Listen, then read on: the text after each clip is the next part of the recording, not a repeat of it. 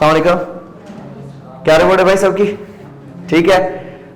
कैसे हैं mix and yield variances? Okay. Question दिया था लास्ट क्लास में एक, चॉक कंपनी हो गया पक्का? आंसर बताओ। मिक्स वेरिएंस हुआ नहीं है, किया नहीं? गुड, हो गया, सही है। हुआ नहीं, आप एब्सेंट थे लास्ट क्लास में, थोड़ी गड़बड़ है। चले ललित, देना मुझे एक सवाल। आपने कर लिया ना, तीनों ने? जैन नहीं किया? कर लिया ना? इतिका कर लिया? अरे हाँ, एक लेक्चर रहता था। चलिए ठीक है, आज थोड़ा कंसंट्रेट करिएगा, नहीं समझ में तो पूछिएगा, वो लेक्चर आपको मैं दे दूंगा recording. Mix variance, usage variance, yield variance. Usage variance topic calculate होगा जिसमें हम ये देखेंगे कि कितने किलोग्राम्स किस मिक्सचर में लगने चाहिए थे, यानी standard quantity eight standard mix, और कितने केजीज किस मिक्सचर में लगाए गए हैं, actual quantity eight actual mix. ये हो गया हमारा यूजेज वेरिएंस। जब हम मिक्स वेरिएंस कैलकुलेट करेंगे तो हम रखेंगे एक्चुअल क्वांटिटी का मिक्सचर क्या होना चाहिए था, स्टैंडर्ड, और एक्चुअल क्वांटिटी का मिक्सचर रखा क्या गया है।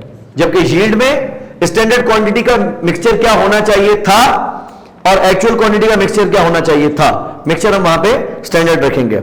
इसमें आपको कहा था मटेरियल यूजेज वेरिएंस निकालने के लिए भी, और मटेरियल मिक्स वेरिएंस निकालने के लिए भी, और यील्ड वेरिएंस निकालने के लिए भी। Chalk company is a company which manufactures and sells 3 types of biscuits in packets. One of them is called ooze and contains 3 types of sweeteners: honey, sugar and syrup. The standard material usage and cost of 1 unit of ooze, that is 1 packet, is as follows.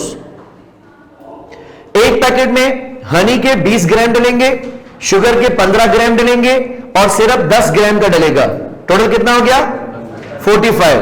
तो 20 out of 45 should be honey, 15 out of 45 should be sugar and 10 out of 45 should be syrup. That is the standard mixture. और cost per biscuit भी पर packet भी हमें material की given है। In the 3 months ending 30th November 2011, chalk company produced 101,000 units of ooze using 2200 kilograms of honey, 1400 kilograms of sugar and 1050 kilograms of syrup. कितने हो गए? 2200, 1400 और 1050, 4650।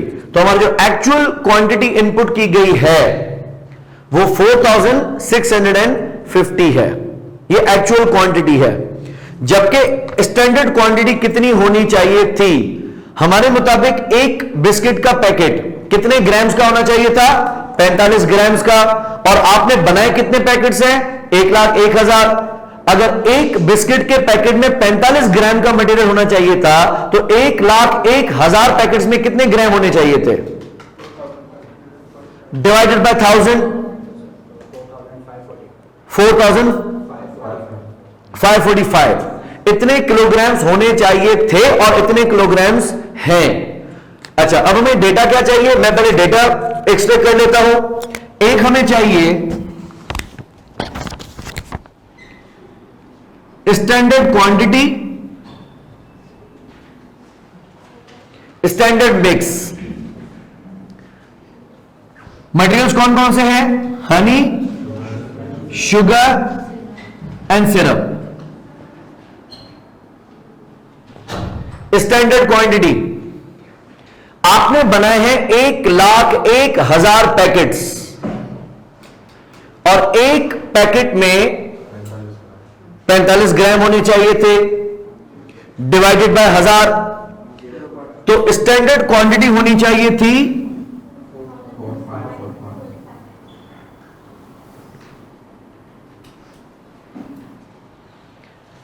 4,545 किलोग्राम्स।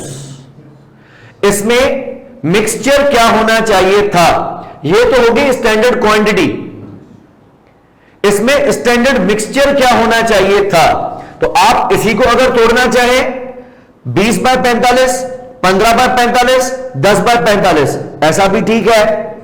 या फिर 1,01,000 packets multiply by 20 gram divided by 1000 gram, directly भी आ सकता है। अच्छा, इसमें हनी कितनी होनी चाहिए थी? 2020। शुगर कितनी होनी चाहिए थी? 1515। एंड शुगर होनी चाहिए थी 1010। इसमें क्वांटिटी भी स्टैंडर्ड है और मिक्सचर भी स्टैंडर्ड है। दूसरा, एक्चुअल क्वांटिटी स्टैंडर्ड मिक्स रख लेते हैं पहले। एक्चुअल क्वांटिटी आपने मुझे कितनी बताई है? 2200 प्लस 1400 प्लस 1050, 4650 है ना एक्चुअल। इसमें मिक्सचर क्या होना चाहिए था? 20/45। इसका 20/45 कितना बन रहा है? 20 चले 66.6। शुगर होनी चाहिए थी 15 आउट ऑफ 45, 1100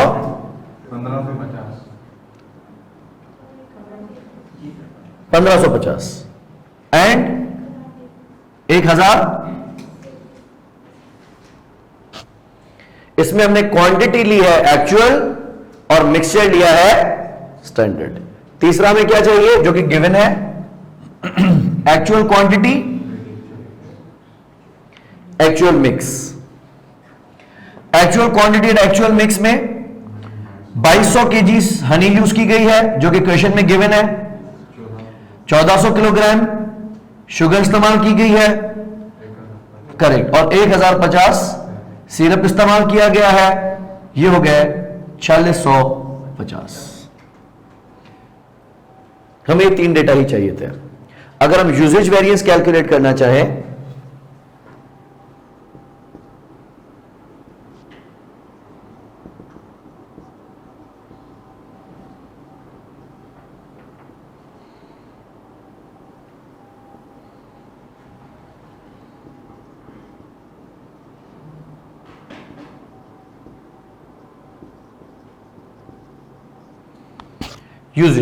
यूजेज में we take the difference of standard quantity, standard mix, actual quantity, actual mix. Mix भी change, standard quantity भी change. लगने चाहिए थे 2020 किलो, लगाए गए हैं 2067 किलो। इन दोनों का डिफरेंस कितना है? 47।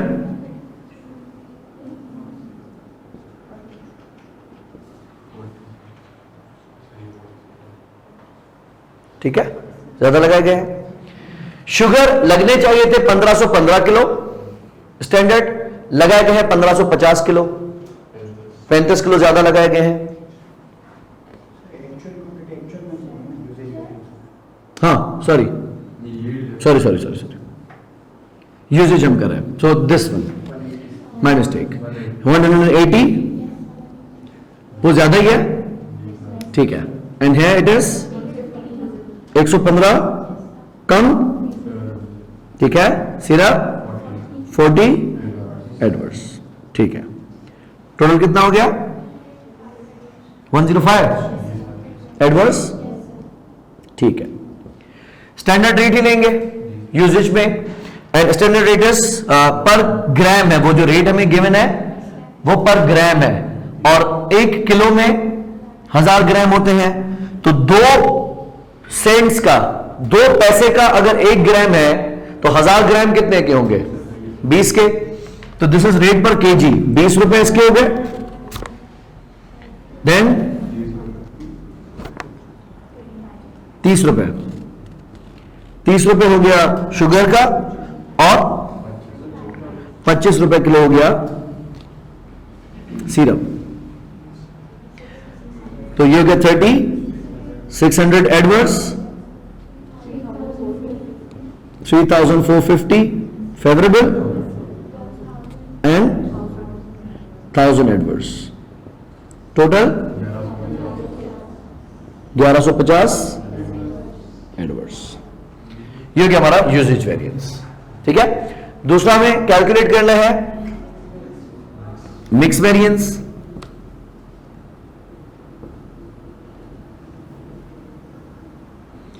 मिक्स वेरिएंस में हम लेंगे डिफरेंस, मटेरियल्स तीनों सेम हो गए, हनी, शुगर, सिरप। इसमें हम लेंगे actual quantity eight standard mix and actual quantity eight actual mix. तो हम इन दोनों का डिफरेंस ले रहे हैं। ठीक है, लगने चाहिए थे 2067 किलोग्राम्स, लगाए गए हैं 2200 किलोग्राम्स, ज्यादा लगाए गए हैं 133। डिफरेंस है 133 का और ये ज्यादा लगाए गए हैं। शुगर इस्तेमाल होनी चाहिए थी 1550 किलोग्राम मिक्सचर के हिसाब से, जबकि लगाए गए हैं 150 कम लगाए गए हैं, 150 फेवरेबल। सिरप लगने चाहिए थे 1033, लगाए गए हैं 1050, 17 ज्यादा लगाए गए हैं। और मिक्स वेरिएंस का जो क्वांटिटी में वेरिएंस आएगा किलोग्राम्स में, वो हमेशा 0 आएगा। रेट्स हमारे पास गिवन है 20, 30 एंड 25।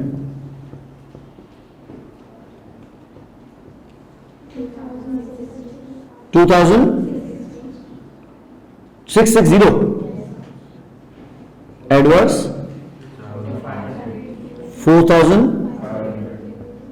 ठीक है, 425 एडवर्स, ठीक है, 1450, 50, 15 फेवरेबल। ठीक है, तो मिक्सचर को फाइनेंशियली तो बारे में लाया गया है, ठीक है, गड़बड़ की गई होगी इसमें, लेकिन अल्टीमेटली कहीं क्वालिटी पे अफेक्ट हुआ हो, उसको देखना पड़ेगा। अच्छा, नेक्स्ट हमें चाहिए यील्ड वेरिएंस।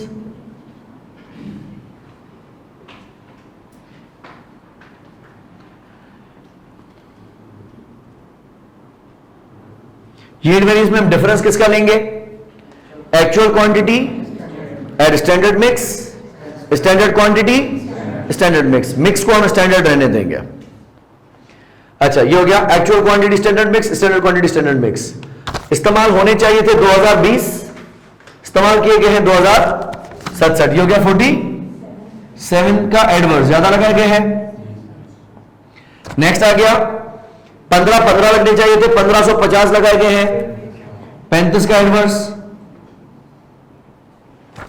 1010 लगने चाहिए थे, 1033 लगाए गए हैं, 23 का एडवर्स। टोटल 105 का एडवर्स। रेट्स गिवन है 20, 30, 25,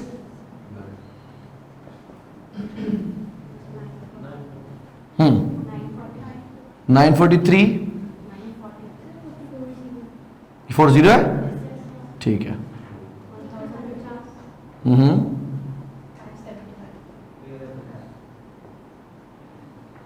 टोटल 2000।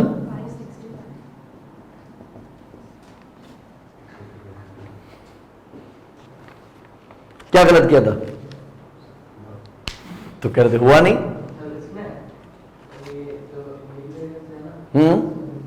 क्या गलती की थी?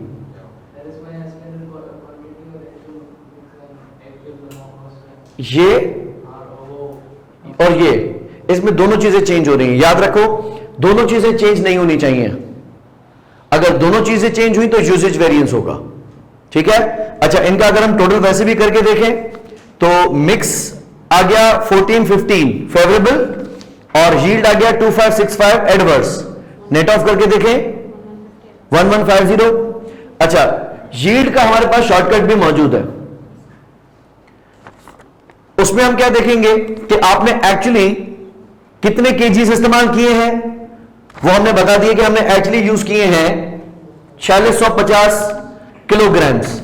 इसको बेशक अगर हम ग्राम्स में रख के देखें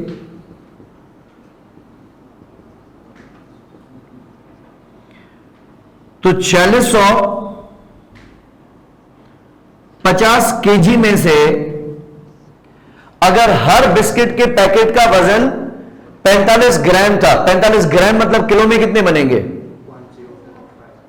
045 तो 450 ग्राम बन जाएंगे। हाँ सॉरी 045 करेक्ट है, 0.045।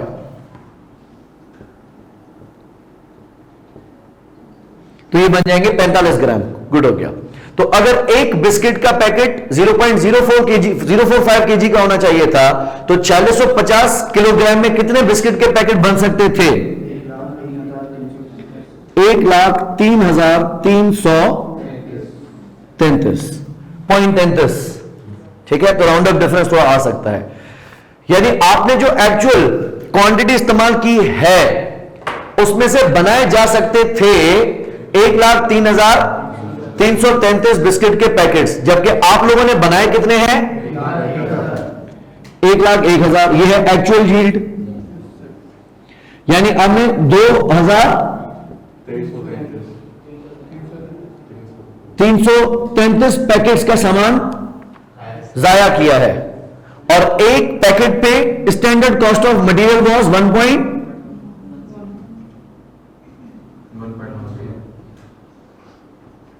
तो डॉलर्स में कितना अमाउंट हो गया? 25।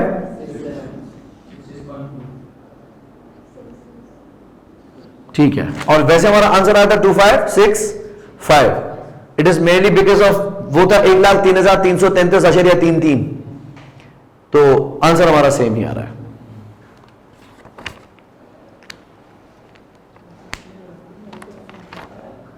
Full marks, full marks. Good. अब फुल मार्क्स कैसे है? लेकिन देखने का नहीं होना चाहिए, सीखने का होना चाहिए। इसके आईकैप के क्वेश्चंस भी मैं आप लोगों से शेयर करूंगा, वो अब आपने अटेम्प्ट करने हैं। लेकिन when you are ready to attempt, when you are ready to attempt, जब आपको लगता है कि समझे मेरे एग्जाम में अगर मिक्स एंड यील्ड आ गया और मैं पूरे के पूरे मार्क्स ले सकता हूं या ले सकती हूं, तो तब उसको आपने उस सवाल को पिक करना है। सैफ ठीक हो गया?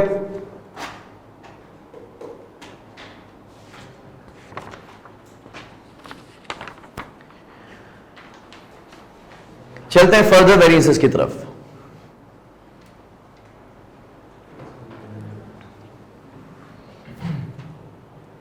लास्ट वाला लिखा है? ठीक है,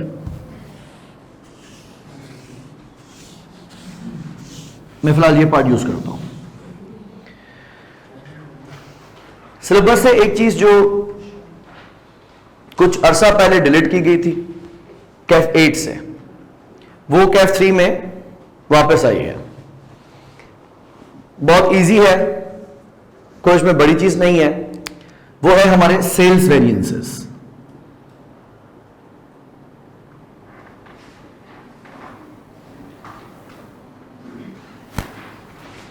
हम अगर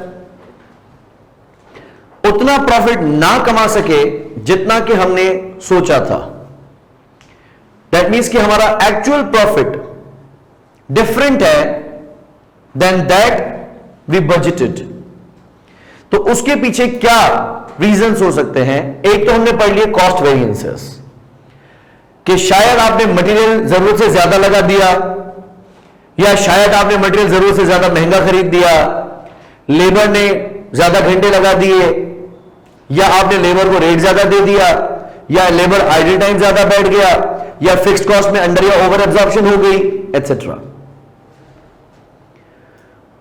ये हो गए खर्चों के वेरिएंसेस, कॉस्ट वेरिएंसेस, जो हम अब तक कंप्लीट कर चुके हैं। दूसरे होते हैं सेल्स वेरिएंसेस। शायद आप उतना रेवेन्यू नहीं जनरेट कर सके जितना कि आपने बजटेड प्रॉफिट के अंदर सोचा था। तो सेल्स वेरिएंस दो कैलकुलेट किए जाते हैं। एक है सेल्स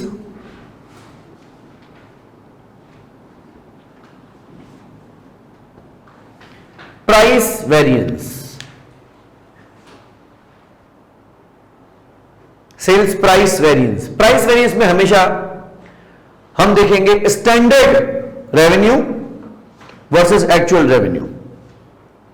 स्टैंडर्ड रेवेन्यू का मकसद कि एक्चुअली आपने जितने यूनिट्स बेचे हैं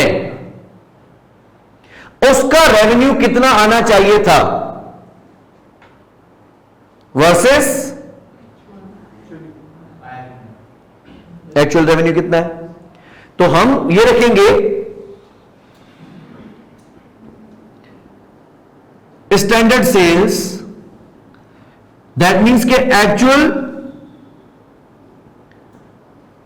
quantity sold multiplied by standard selling price. बिलफर्ज आपने सोचा था कि एक यूनिट 800 रुपए का बेचेंगे और हम 15,000 यूनिट्स बेचेंगे, लेकिन आपने बेचे हैं 13,500 यूनिट्स। तो हम ये देखेंगे कि 13,500 यूनिट्स का रेवेन्यू कितना आना चाहिए था आपकी स्टैंडर्ड सेलिंग प्राइस के मुताबिक। तो 13,500 यूनिट्स मल्टीप्लाई बाय 800 रुपए सेलिंग प्राइस, रेवेन्यू कितना आना चाहिए था। क्वांटिटी कम बेची है ज्यादा बेची है मैं उसमें बहस नहीं कर रहा, लेकिन जितने भी यूनिट्स आपने बेचे हैं उसका रेवेन्यू कितना आना चाहिए था और उसको कंपेयर करेंगे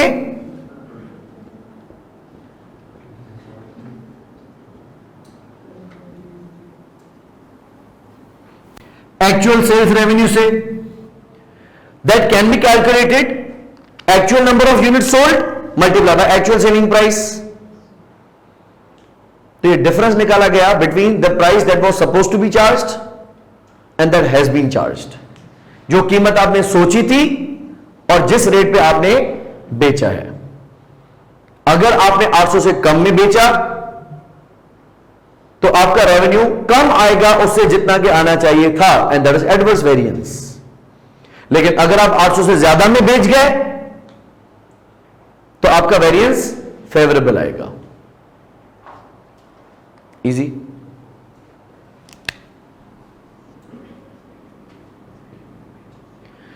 दूसरा हम कैलकुलेट करते हैं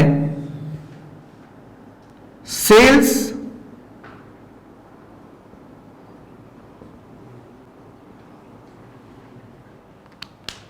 वॉल्यूम वेरिएंस। फॉर्मूला क्या होना चाहिए इसका?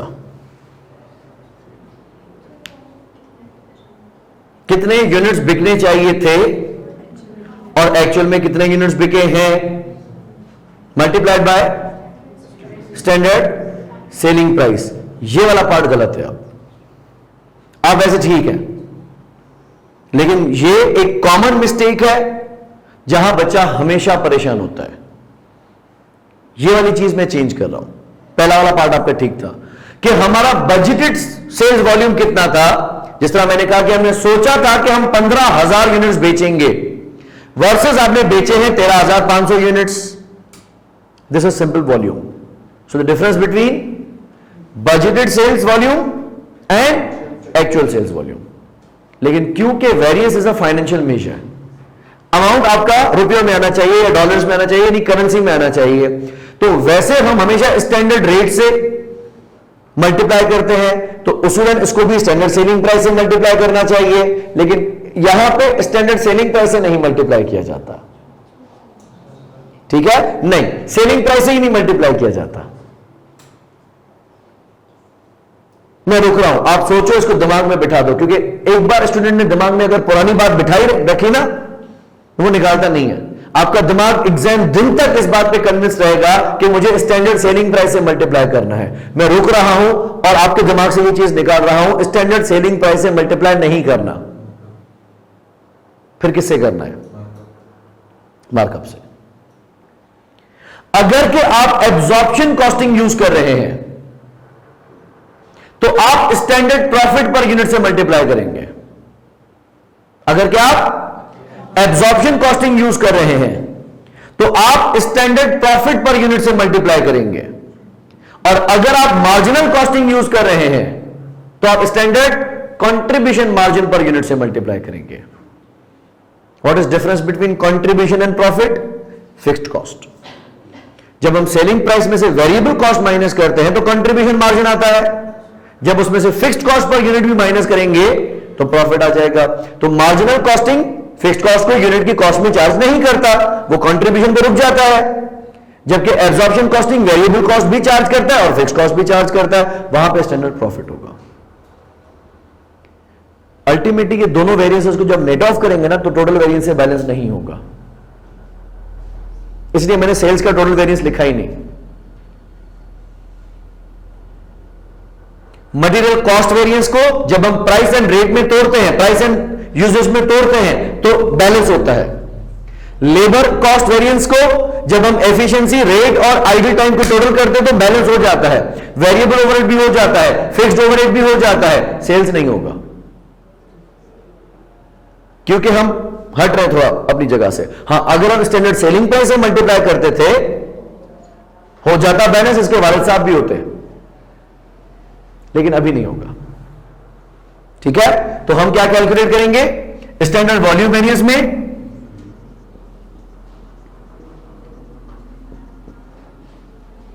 बजटेड सेल्स वॉल्यूम, कितने यूनिट्स बिकने चाहिए थे वर्सेस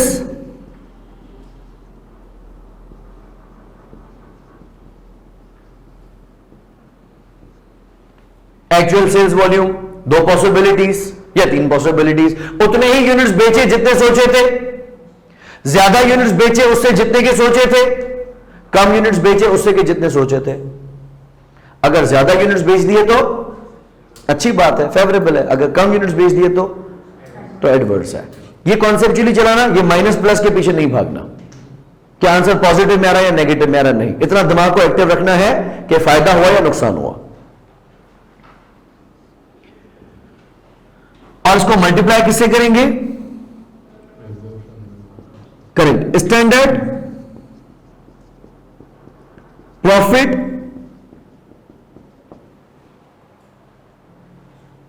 पर यूनिट से।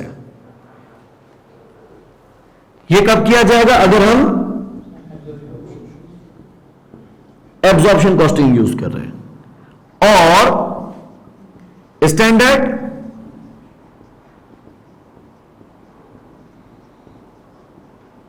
कंट्रीब्यूशन मार्जिन पर यूनिट अगर हम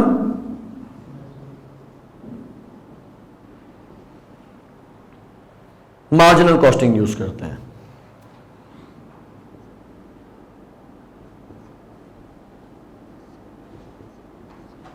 यह आ जाएगा हमारा सेल्स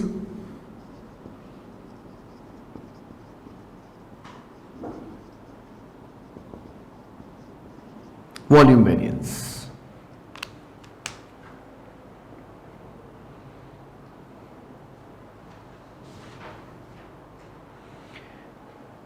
इनिशियल क्लास में जो सवाल दिया था पहला द थिंग, जिसके हमने वेरिएंसेस कैलकुलेट किए थे,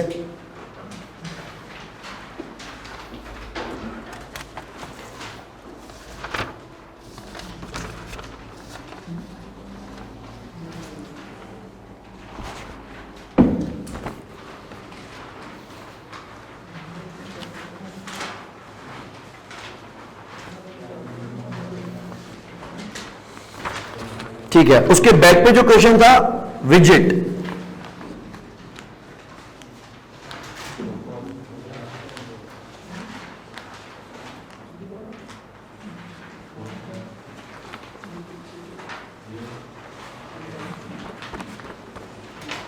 आगे वहां पे। अच्छा, इस सवाल में आपको स्टैंडर्ड कॉस्ट कार्ड गिवन है, इसके बैक पे था है ना, जिसमें लिखा हुआ है budgeted output for January was 5,100 units, whereas the actual results for January were as follows. नहीं आपके पास? अच्छा, उससे ऊपर आप देख सकते हैं कि हर यूनिट की जो स्टैंडर्ड कॉस्ट है वो कितनी है, $14 पर यूनिट। नहीं हो,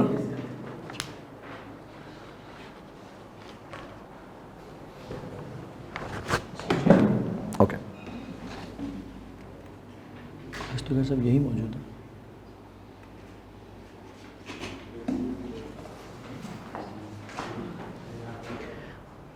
ठीक है, इसमें स्टैंडर्ड कॉस्ट हमें गिवन है $14 और स्टैंडर्ड प्रॉफिट है $6 पर यूनिट।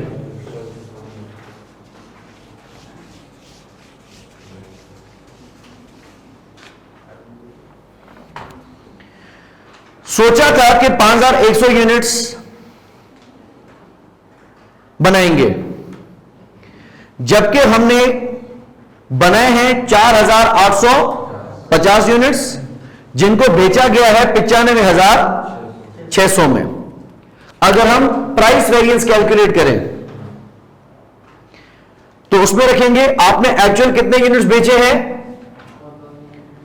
4850, तो हम रखेंगे 4850 यूनिट्स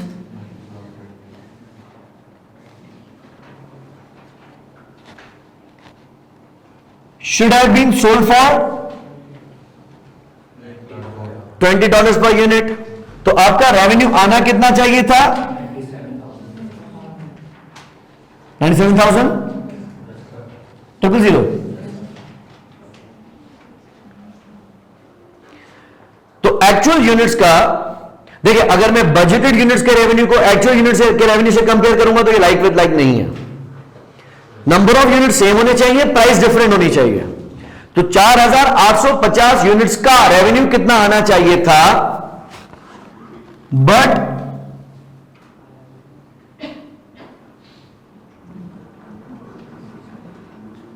वो एक्चुअली सोल्ड फॉर 95,600। अच्छा, अगर ये हमें एक्चुअल सेलिंग प्राइस भी बता देता, जो कि हम कैलकुलेट कर भी सकते हैं। भाई अगर आपने 4850 यूनिट्स 95,600 में बेचे हैं, तो 95,600 डिवाइडेड बाय 4850 $19.7 में बेचे हैं, जबकि आपको बेचना चाहिए था $20 में। तो 0.3 आपने अंडर सेल किया है। 0.3 को अगर आप 4850 से मल्टीप्लाई करेंगे, जब भी हमारा आंसर सेम आएगा। कितना डिफरेंस आ रहा है, ये फेवरेबल है एडवर्स है? एडवर्स। कॉमन सेंस बोल रहा है, क्योंकि आपने सस्ते में बेचा है, रेवेन्यू आना ज्यादा चाहिए था, आया कम है, तो ये एडवर्स है। ये हो गया हमारा सेल्स प्राइस वेरिएंस। दूसरा हम रखेंगे सेल्स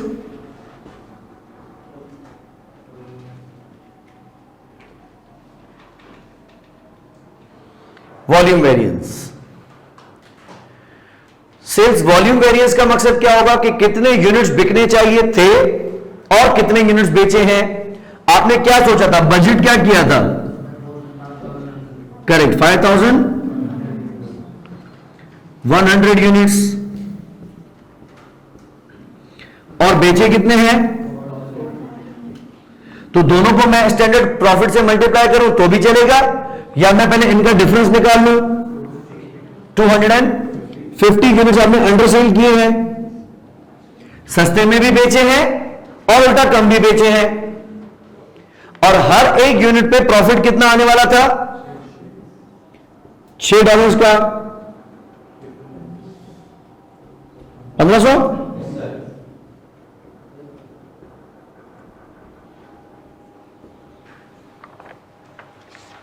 $1500 का एडवर्स। इजी। अगर कि ये मार्जिनल कॉस्टिंग होता तो हम स्टैंडर्ड कंट्रीब्यूशन से मल्टीप्लाई करते हैं, जो कि इसमें 7.4 की जो फिक्स्ड कॉस्ट है उसको निकाल देंगे, या प्रॉफिट में अगर आप फिक्स्ड कॉस्ट प्लस कर दें तो भी कंट्रीब्यूशन पे पहुंच जाएंगे। हमने अभी डिस्कस किया, सेलिंग प्राइस में से वेरिएबल कॉस्ट माइनस करके हम कंट्रीब्यूशन मार्जिन पे पहुंचते हैं, कंट्रीब्यूशन मार्जिन में से फिक्स्ड कॉस्ट माइनस करेंगे तो हम प्रॉफिट पे पहुंच जाएंगे। तो अगर हम प्रॉफिट में वापस प्लस कर दें फिक्स्ड कॉस्ट तो हम कंट्रीब्यूशन पे पहुंच जाएंगे। ऐसा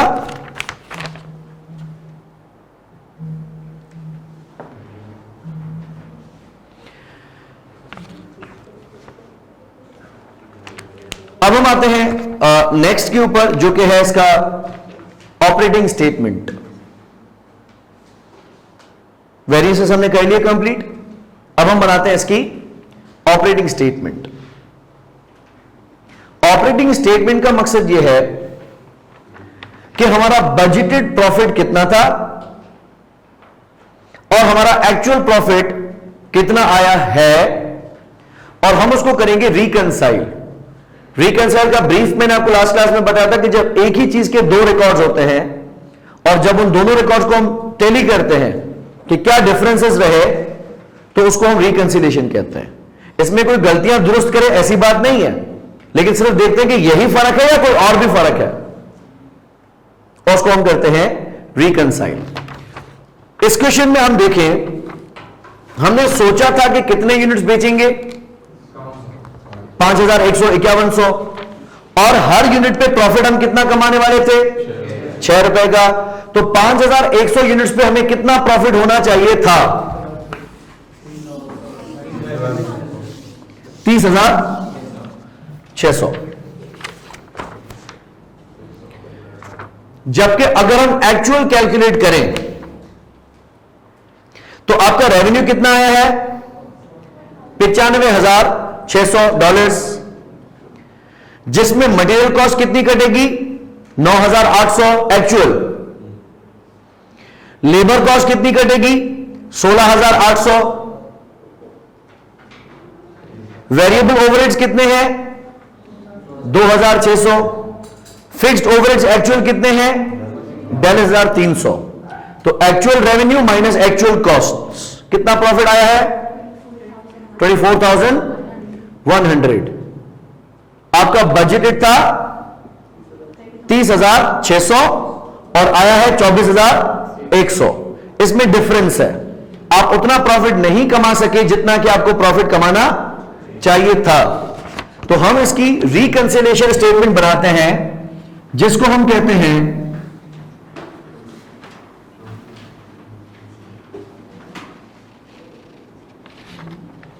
ऑपरेटिंग स्टेटमेंट। ऑपरेटिंग स्टेटमेंट भी इस बात पे डिपेंड करती है कि आप एब्जॉर्प्शन कॉस्टिंग यूज कर रहे हैं या मार्जिनल कॉस्टिंग यूज कर रहे हैं। अगर हम एब्जॉर्प्शन कॉस्टिंग यूज करते हैं तो हमारे कौन कौन से वेरिएंसेस में फर्क आता है। अभी अभी हमने देखा कि सेल्स वॉल्यूम वेरिएंस जब हम कैलकुलेट करते हैं तो इसका जवाब एब्जॉर्प्शन कॉस्टिंग के मुताबिक डिफरेंट आएगा और मार्जिनल कॉस्टिंग के मुताबिक डिफरेंट आएगा। एक तो हो गया ये। दूसरा, fixed factory overhead variances. Absorption costing में अंडर और ओवर एब्जॉर्प्शन की खशक है, उसमें हम एब्जॉर्ब भी करते हैं, फिर एक्चुअल भी निकालते हैं, फिर अंडर ओवर भी निकालते हैं। जबकि मार्जिनल कॉस्टिंग कहता है क्या हो गया भाई, सिर्फ आप एक्सपेंडिचर वेरिएंस निकालो कि बजटेड कितना था और एक्चुअल कितना है। मार्जिनल कॉस्टिंग में फिक्स्ड ओवरहेड का सिर्फ एक वेरिएंस निकलेगा, कौन सा, expenditure, the difference between budgeted and actual. जबकि एब्जॉर्प्शन कॉस्टिंग में एक्सपेंडिचर भी निकलेगा और वॉल्यूम भी निकलेगा, क्योंकि वहां पे अंडर और ओवर एब्जॉर्प्शन का कॉन्सेप्ट है। तो फर्क आ जाएगा ऑपरेटिंग स्टेटमेंट बनाने में, माइनर सा। बनाएंगे कैसे, ये मैं बना रहा हूं पहले under absorption costing.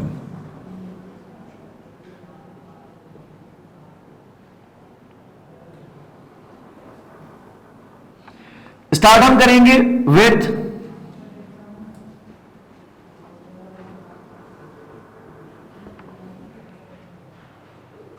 The budgeted profit, और इसको फिर हम प्लस माइनस करते हुए एक्चुअल प्रॉफिट पे पहुंचेंगे और रिकंसाइल करेंगे कि हमने सही रिकंसाइल किया या इसके अलावा कोई फर्क है। बजटेड प्रॉफिट में से सबसे पहले रखेंगे हम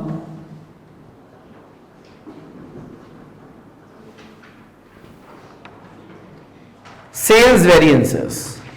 सेल्स के हम कौन कौन से वेरिएंसेस कैलकुलेट करते हैं, अभी हमने कैलकुलेट किया sales price variance and sales volume variance. इसको मैं एक्सप्लेन करने के लिए यूं भी लिख सकता हूं कि sales volume profit variance, sales volume contribution variance. अगर मैंने कहा सेल्स वॉल्यूम प्रॉफिट वेरिएंस, तो यानी एब्जॉर्प्शन कॉस्टिंग वाला स्टैंडर्ड प्रॉफिट से मल्टीप्लाई होगा। अगर मैंने कहा सेल्स वॉल्यूम कंट्रीब्यूशन वेरिएंस, तो हम मार्जिनल कॉस्टिंग में कंट्रीब्यूशन मार्जिन से मल्टीप्लाई करेंगे। सही है? अच्छा, यहां पे हम रखेंगे एक फेवरेबल वेरिएंस का और एक एडवर्स वेरिएंस का सेक्शन। इसके बाद हम कॉस्ट वेरिएंसेस रखेंगे। आपने इसमें मुझे अभी कैलकुलेट करके दिया था कि हमारा बजटेड प्रॉफिट कितना है, 30,600। इसमें हमने कैलकुलेट किया कि हमारा प्राइस वेरिएंस कितना आया है,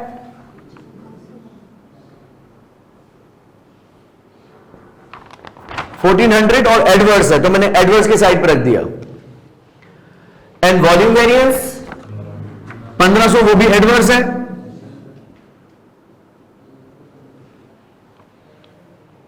तो यकीनन आपका एक्चुअल प्रॉफिट बजटेड प्रॉफिट जितना नहीं आया होगा, क्योंकि पहले तो आपको सेल्स नहीं मरवा दिया, और तो ना आपने उतने यूनिट्स बेचे और ना ही उतनी कीमत पे बेचे, तो कितना नुकसान इसने दिया हमें,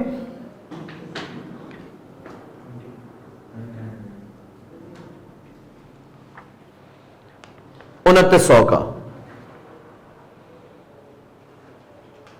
कितना प्रॉफिट आना चाहिए था इस हिसाब से हमारा, फिर 27,700। This is still budgeted profit, लेकिन आफ्टर सेल्स वेरिएंसेस। इसमें actual sales and budgeted costs हैं। खर्चे अभी भी बजटेड है इसमें, लेकिन जो सेल्स है वो एक्चुअल है। ठीक हो गया? यस सर, इसमें बजटेड प्रॉफिट में एक्चुअल क्वांटिटी से यूज नहीं है, क्योंकि बजटेड प्रॉफिट है। हाँ, बजटेड प्रॉफिट का मकसद कि ये महीना कौन सा गुजरा था, कोई सा भी है, जनवरी। यस, जनवरी शुरू होने से पहले मेरे ख्वाब क्या थे, तो मैंने जनवरी शुरू होने से पहले सोचा था कि मुर्गियां खरीदेंगे, अंडे देंगी, बड़े बाग बनेंगे, 30,600 रुपए कमाएंगे। लेकिन ये 30,600 रुपए आपका ख्वाब था। हकायक जनवरी खत्म होने के बाद सामने आए हैं। ठीक हो गया? तो मैं यहां पे बजटेड प्रॉफिट यूज कर रहा हूं, ना कि स्टैंडर्ड प्रॉफिट। बजटेड में ख्वाब ही ख्वाब होते हैं, एक्चुअल में हकायक ही हकायक होते हैं। स्टैंडर्ड एक ख्वाब एक हकीकत होती है। तो ये स्टैंडर्ड नहीं है, ये कौन सा प्रॉफिट है, बजटेड प्रॉफिट है। लेकिन क्यों मैं अपना ख्वाब पूरा ना कर सका, तो पहले तो मुझे मरवाया सेल्स वेरिएंसेस ने, अब आगे एक्चुअल सेल्स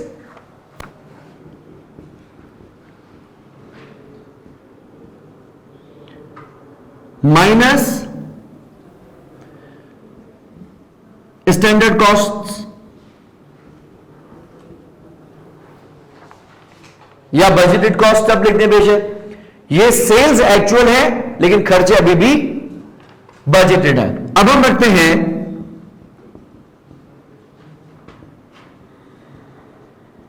कॉस्ट वेरिएंसेस।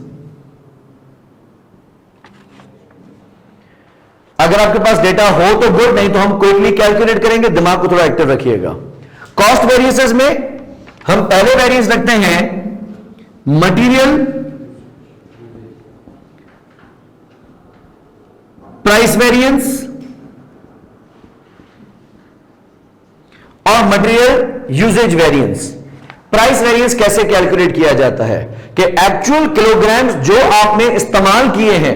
इसमें मैं आपको कंफ्यूजन बता चुका हूं कि एग्जामिनर कभी कभी डिफरेंस देता है between kilograms purchased and kilograms used. तो हम कौन से लेंगे?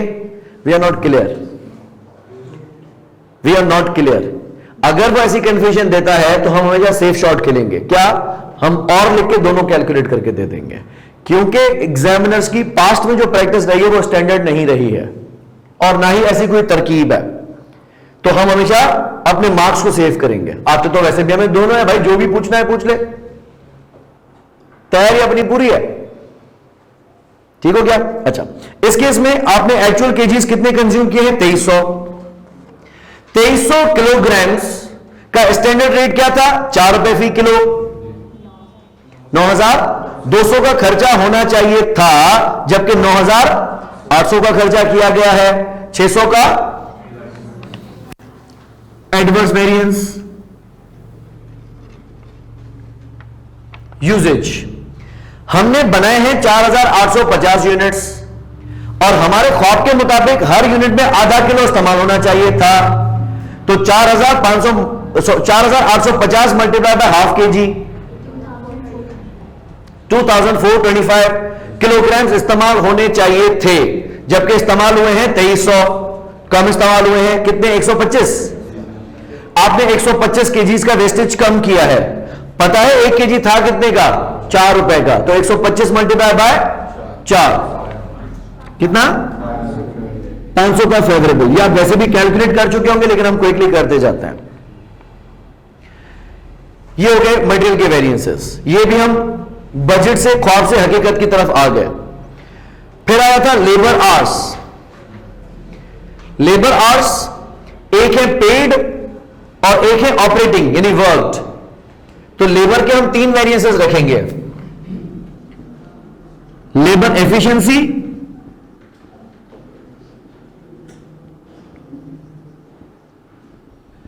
लेबर रेट और आइडल टाइम। पहले बात कर लेते हैं एफिशिएंसी की। आपने कितने यूनिट्स एक्चुअली बनाए हैं? 4850। और आपके ख्याल में हर यूनिट पे टाइम कितना लगना चाहिए था? 2 घंटे। तो 4850 यूनिट्स बनाने के पीछे आपको 9700 घंटे लगाने चाहिए थे, जबकि आपने वर्क किया है 800 घंटे। 1600 घंटे एफिशिएंट रहे हैं। 1700 घंटे एफिशिएंट रहे हैं। क्लिक हुई बात? और हर घंटा था कितने का? 8500 घंटे की पेमेंट की गई है। Labour hours paid amounted to 8500, actual operating hours amounted to 8000। तो फिर आइडल टाइम नहीं कैलकुलेट किया था इसमें हमने? नहीं, वेरीफाई हो जाएगा। ऑपरेटिंग आवर्स वही है, क्योंकि देखो मशीन आवर्स है ही नहीं ना, हर चीज लेबर आवर्स पे ही चल रही है, मशीन के अलग आवर्स नहीं है। वो हम 8000 पे करेंगे, क्योंकि उतने ही घंटे मशीन चल रही है जितने घंटे लेबर चल रहा है, अलग अलग नहीं है। ऊपर आप देखिए 2 घंटे 2 घंटे 2 घंटे ही हैं। अगर लेबर के अलग घंटे होते, मशीन के अलग घंटे होते, और डेटा में भी पता था कि लेबर ने इतने घंटे काम किया, मशीन ने इतने घंटे काम किया। सही है? तो हम एफिशिएंसी कैलकुलेट कर रहे हैं। 4850 यूनिट्स मल्टीप्लाई बाय 2 घंटे 9700 घंटों में बनने चाहिए थे, जबकि बनाए गए हैं 8000 घंटों में। 1700 घंटे कम लगाए गए हैं, एफिशिएंसी दिखाई गई है। और हर घंटा था कितने का? $2 का। तो इससे बचत कितनी हो गई? 3400 ना? 3400। लेबर एक्सपेंडिचर या रेट वेरिएंस। अब हम देखेंगे आवर्स पेड। 8500 घंटे की पेमेंट कितनी होनी चाहिए थी? हर घंटे का स्टैंडर्ड ख्वाब था 2 रुपए, तो 8500 घंटों की पेमेंट होनी चाहिए थी $17000, जबकि आपने किए 16800। 200 रुपए यहां भी बच गए।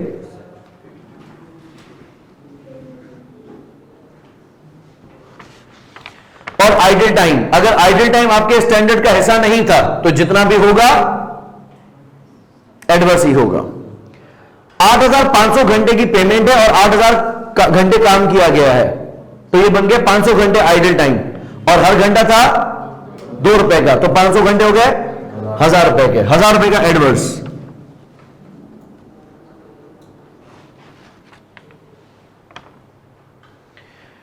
मशीन वेरिएबल ओवरहेड्स कैलकुलेट करते हैं। वेरिएबल ओवरहेड में भी कौन कौन से आएंगे? Efficiency and variable overhead rate या फिर एक्सपेंडिचर। एफिशिएंसी 4850 यूनिट्स बनाए गए हैं और हर यूनिट पे 2 घंटे लगने चाहिए थे, 9700 घंटे काम होना चाहिए था, जबकि हुआ है 8000 घंटे, 1700 घंटे की बचत हो गई। और मशीन का 1 घंटा कितने का था? 0.3। 1700 घंटे मल्टीप्लाई बाय 0.3, 510 का फेवरेबल। एक्सपेंडिचर 8000 घंटों की पेमेंट होनी चाहिए थी 0.3 के हिसाब से 2400 और की गई है 2600, 200 ज्यादा है।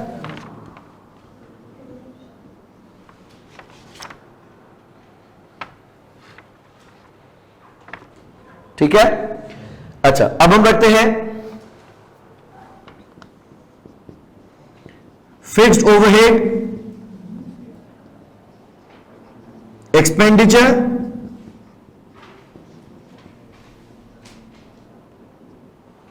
And fixed overhead volume variance. How do we calculate expenditure? It is budgeted versus actual. Budgeted आपके थे 5100 यूनिट्स और हर यूनिट पे खर्चा था 7.4 का, 37,740 का खर्चा बजटेड था। Because how would you calculate the OAR? It is the budgeted fix production overhead divided by budgeted level of activity. जब भी आपका 7.4 आया था तो 7.4 को अगर हम वहां उस पार लेके जाते हैं 5100 से मल्टीप्लाई करते हैं तो आपने मुझे बताया 37,740, जबकि एक्चुअल आपका आया है 42,300। तो एक्सपेंडिचर ने दगा कर दी। आपने सोचा था 37,740 और खर्चा है 42,300। एक्सपेंडिचर कितना ज्यादा है? 4,000।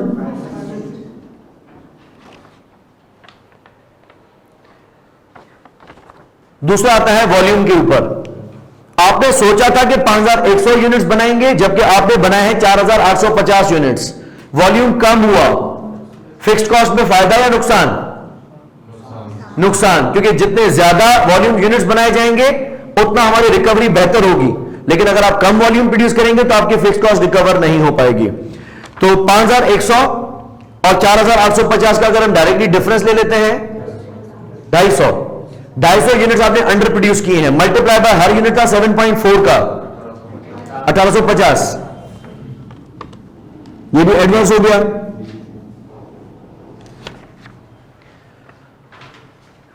अगर हम उसको वैसे करना चाहते डिटेल में तो हम कंपेयर करते हैं absorbed overhead versus budgeted overhead.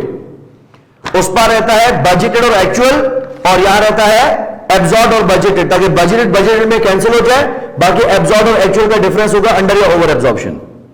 अगर हम डायरेक्टली भी अंडर या ओवर एब्जॉर्प्शन कैलकुलेट करना चाहें तो एब्जॉर्ब हमने कितना किया होगा? 4850 actual multiply by 7.4, 4850 multiply by 7.4, 35,890 का हमारा खर्चा एब्जॉर्ब हो चुका है क्लोजिंग इन्वेंट्री में। जबकि जनवरी खत्म होने पे पता चलता है खर्चा तो 42,300 का है। तो एक्चुअल खर्चा 42,300 और एब्जॉर्ब 35,000 जो आपने मुझे बताया था, डिफरेंस कितना है? इन दोनों का टोटल कितना है?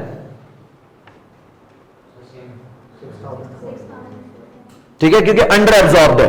आपने 35,000 कुछ एब्जॉर्ब किया था और एक्चुअल खर्चा ज्यादा आ गया था, अंडर एब्जॉर्ब्ड है। तो हमने इन दोनों इसको सब डिवाइड किया हुआ था। अगर आप वॉल्यूम के एफिशिएंसी एंड कैपेसिटी भी निकालेंगे तो भी आएंगे तो 1580 पे ना। हम एफिशिएंसी कैसे निकाली जाएगी? जिस तरह हमने पहले निकाली कि कितने घंटे लगने चाहिए थे 9700 और लगाए गए हैं 8000 घंटे, क्योंकि एफिशिएंसी 1700 घंटे की मल्टीप्लाई बाय OAR पर आर हमारा 3.7 था। और दूसरा हम निकालते हैं कैपेसिटी वेरिएंस। 5100 यूनिट्स अगर 2 घंटे में बनाने थे तो हम 10,200 घंटे अपनी मशीन चला सकते थे, जबकि आपने चलाई है मशीन 8000 घंटे। तो उसको तोड़ सकते हैं, क्विकली कैलकुलेट करके देख लेते हैं ताकि आपकी प्रैक्टिस हो जाए। एफिशिएंसी वेरिएंस वॉल्यूम का सब वेरिएंस है। एफिशिएंसी में क्या देखेंगे, कितने घंटे लगने चाहिए थे और कितने घंटे लगे हैं। यूनिट्स आपने कितने बनाए हैं, 4850। उसको बनाने में घंटे कितने लगने चाहिए थे, मल्टीप्लाई बाय 2, 9700। और घंटे लगाए कितने गए हैं, 8000, 1700 घंटे कम लगाए गए हैं। और OAR पर लेबर आर कितना था, 3.7, क्योंकि ये घंटे है ना, तो उसको आर्ली रेट से मल्टीप्लाई करेंगे 3.7 से, तो एफिशिएंसी कितनी हुई, 6290। फेवरेबल। और हम इसको दूसरा रखेंगे कैपेसिटी। आपने सोचा था कि आप 5100 यूनिट्स बनाएंगे और हर यूनिट के ऊपर 2 घंटे थे, उस हिसाब से आपकी कैपेसिटी 10200 घंटे मशीन चलाने की थी और आपने चलाई है 8000 घंटे। आपने कम कैपेसिटी अंडर यूटिलाइज की है, कितने से, 2200 से। और हर घंटे का खर्चा पता है कितना था, 3.7। जो मशीन चले ना चले आना था 8100। एडवांस 1800।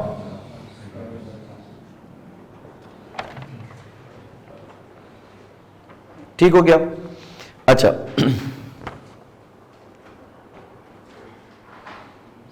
हो गए सारे वेरिएंसेस। सेल्स वेरिएंसेस भी हो गए, material variances, labour variances, variable overhead variances and fixed variances. इनको टोटल करें,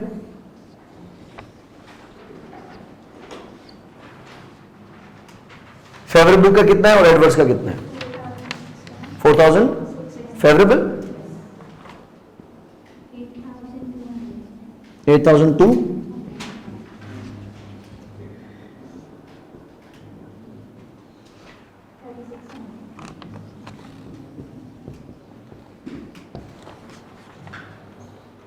$3600 का एडवर्स ज्यादा है। ठीक है, तो सेल्स को तो एक्चुअल हम कर चुके थे, बाकी खर्चों को बजटेड रखा था, अब खर्चे भी एक्चुअल हो गए। तो जब हम actual sales minus budgeted cost में से वेरिएंसेस हटा देंगे तो हमारा एक्चुअल प्रॉफिट आ जाएगा 20।